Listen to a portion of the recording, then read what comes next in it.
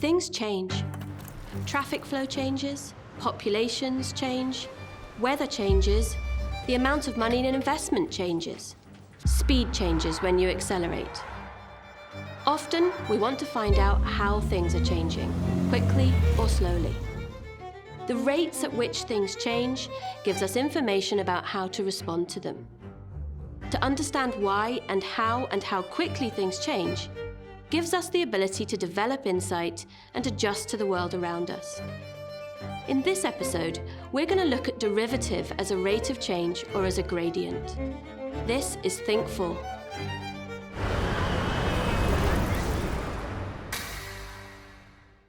You mustn't just think of a derivative as an expression you get when you differentiate a function. It has meaning when you substitute a number into it. If you're thinking about the shape of a curve, then the value of the derivative will tell you if the tangent to the curve at that point has a positive or negative gradient, or if the function is increasing or decreasing at that point. It's important to make these connections between the derivative, which can also be thought of as the gradient or the rate of change at a point. We're calling them different things, but they are really all connected. Here is the function y equals 2x cubed plus 3x squared minus 2, and I've drawn a sketch to help us make the connections.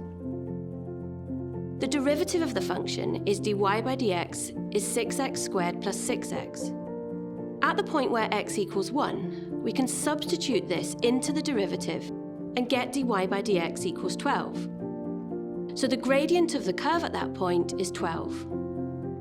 Now, if I was asked to find the equation of the tangent to the curve at that point, I could find y and then use y minus b equals mx minus a to find the equation of the tangent.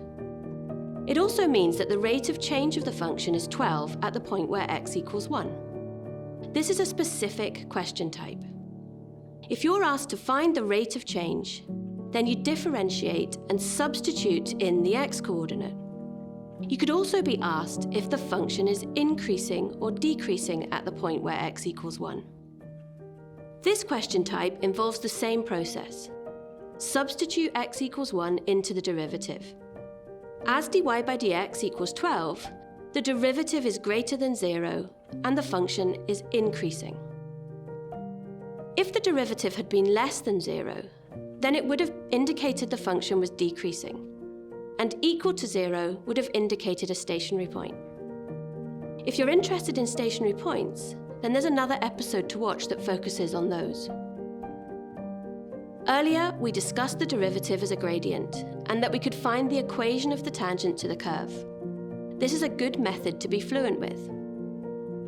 Here's a different function, y equals x squared minus 4x plus 7.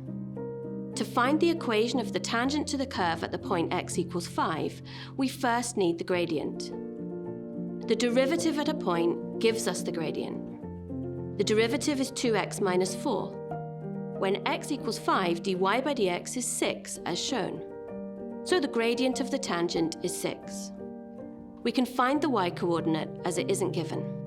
We do this by substituting x equals 5 into the original function. So y is 12. Now we use the equation of a straight line formula to get y equals 6x minus 18. So, rate of change, gradient, and derivative are all connected. We live in a world where many things change, and the application of derivatives are wide. Make sure you recognize all the different question types that involve the derivative as a gradient or as a rate of change. Understanding change is important in your own life, but maybe even more so in mathematics. I certainly think so. This was Think 4. Thanks for watching.